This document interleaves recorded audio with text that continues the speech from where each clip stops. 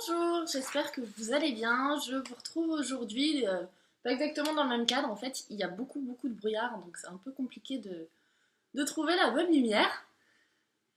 Donc oui, j'espère que vous allez bien. Aujourd'hui, je vous parle pas d'une de mes réalisations. Vous n'allez pas du tout voir le avant, pendant, après comme les deux dernières vidéos. Aujourd'hui, je vous parle d'un coup de cœur que j'ai eu lors de la Paris Design Week. Donc si vous suivez mon blog, vous savez ce que c'est. Sinon, je vous explique tout de suite. La dernière s'est déroulée en septembre dernier, en même temps que le salon Maison et Objets. C'est un événement culturel qui mobilise la communauté du design français et international. Du coup, beaucoup d'animations sont mises en place. C'est à cette occasion que j'ai découvert le travail de Joe Sayeg. Alors, qui est-ce? Il se décrit comme un autodidacte, fils d'antiquaire, il s'est vite pris au jeu et commence à travailler à 14 ans.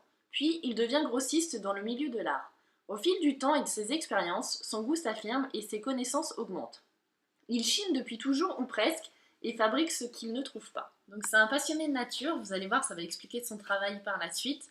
Et en fait, il va vivre une grosse prise de conscience lorsqu'il va aller en Indonésie, dans les forêts tropicales. Là, il va vraiment se rendre compte qu'il faut faire quelque chose pour protéger ces espaces. Il va s'associer et créer sa marque. Donc maintenant que vous connaissez un peu plus le personnage, je peux vous parler de son travail. Donc la marque propose du mobilier design, des tables monumentales, de l'art de la table, de l'art floral et même des revêtements muraux. Donc en fait, dans tout le travail qui est proposé, on retrouve des valeurs comme la qualité, le savoir-faire et la vertu, c'est-à-dire donner une seconde vie au bois. Donc tout ça est très important pour la marque.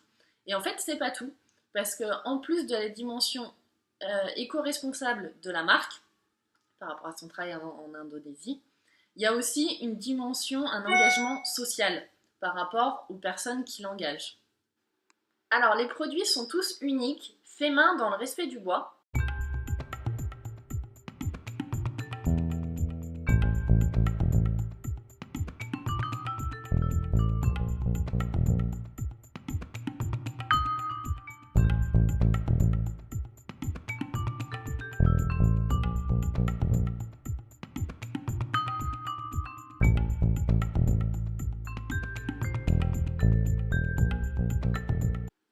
On trouve aussi des mariages de bois et de résine pour ces bougeoirs par exemple. J'avoue que cette table m'a beaucoup plu, mais j'ai pas du tout la place. Pour tout ce qui est art floral, le verre est soufflé à la bouche directement dans le support en bois pour que ça s'accorde parfaitement. Le revêtement mural est vendu au mètre carré, c'est de l'écorce de bouleau et ça donne vraiment un effet particulier au mur.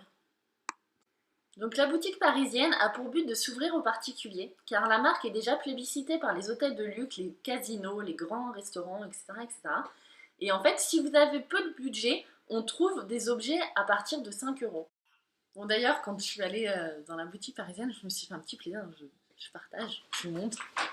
Donc j'ai mon sac. Donc c'est un petit plaisir, hein. C'était pas la folie. C'est un saladier, donc il est complètement irrégulier, donc c'est ça qui fait son charme. Hop, je vous montre sous toutes les coutures. Donc c'était mon petit plaisir à moi. Et en fait, je suis contente de vous avoir fait partager ce coup de cœur.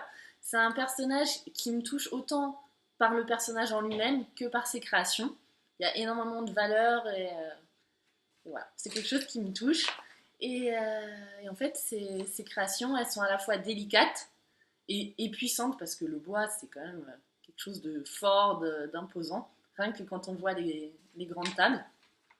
Donc en plus en bas je vous mets toutes les infos comme d'hab, je vous laisse le lien vers le site, l'adresse de la boutique si vous voulez aller faire un tour. N'hésitez pas à vous abonner, à aimer la vidéo, à partager et je vous dis à bientôt pour une nouvelle vidéo.